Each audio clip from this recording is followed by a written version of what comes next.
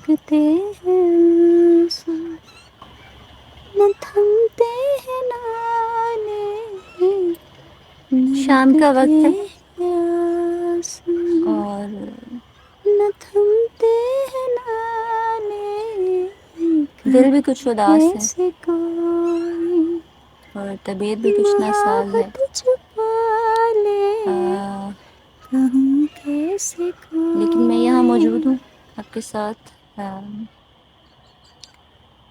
ایک نئے میسج کے ساتھ۔ آج کا جو میرا موضوع ہے وہ ہے دل آزاری۔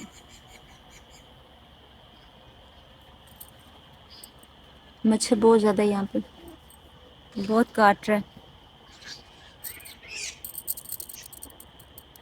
ایسے ہی بہت سارے لوگوں کی باتیں ہوتی ہیں جو بہت زیادہ تلخ ہوتی ہیں اور بہت زیادہ کاٹ جاتی ہیں دل کو، لیکن لوگ یہ نہیں سمجھتے کہ دل آزاری جو ہے وہ کتنا بڑا جرم ہے،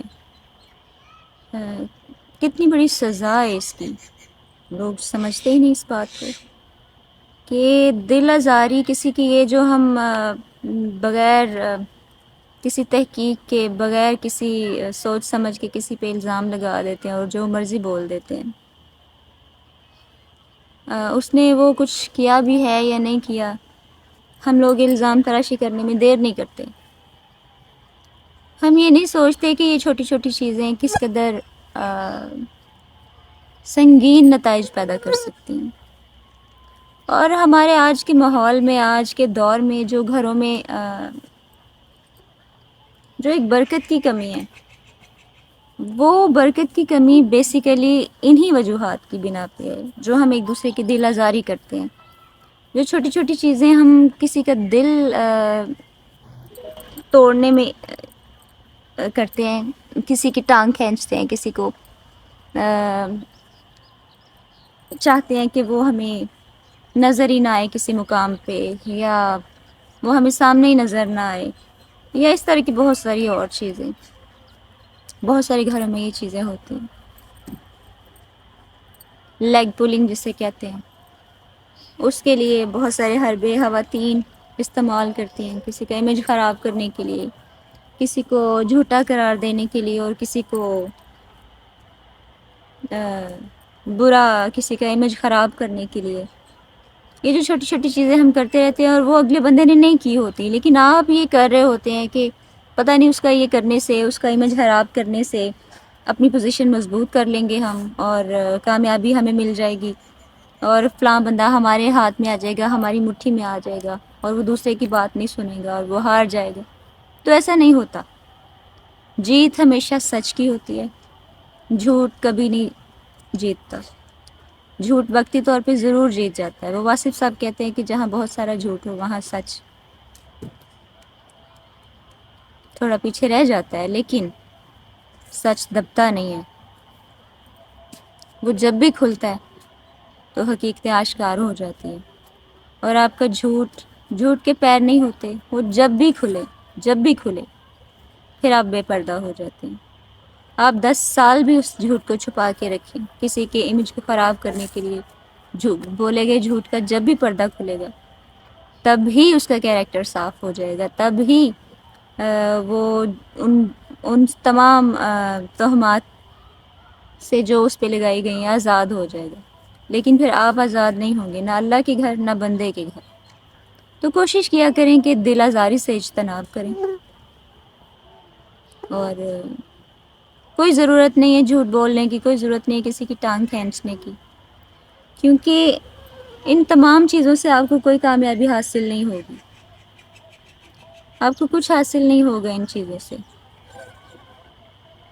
ایٹ دی اینڈ آپ بہت زیادہ خسارے میں چلے جائیں گے، اور خسارہ بھی ایسا کہ جس کی بھرپائی اگر تو دنیا میں آپ نے کر لی، معافی مانگ لی اس شخص سے، تو شاید ہو جائے، لیکن اگر وہ شخص ہی نہ رہا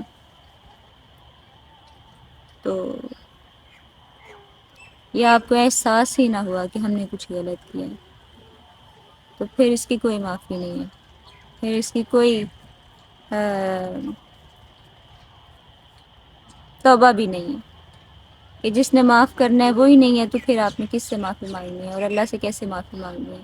ایک بڑا لمبا پروسیس ہے. اگر ہم سوچیں، اگر ہم سمجھیں تو ہم کبھی بھی ایسی کوئی حرکت نہ کریں، ایسی کوئی بات نہ کریں جس سے کسی کی دل آزاری ہو.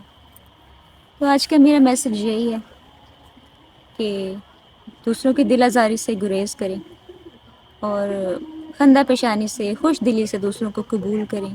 جو کوئی کرتا ہے، ہر کسی کا اپنا عمل ہے، جو جس نے کرنا ہے اس نے وہی بھگتنا ہے.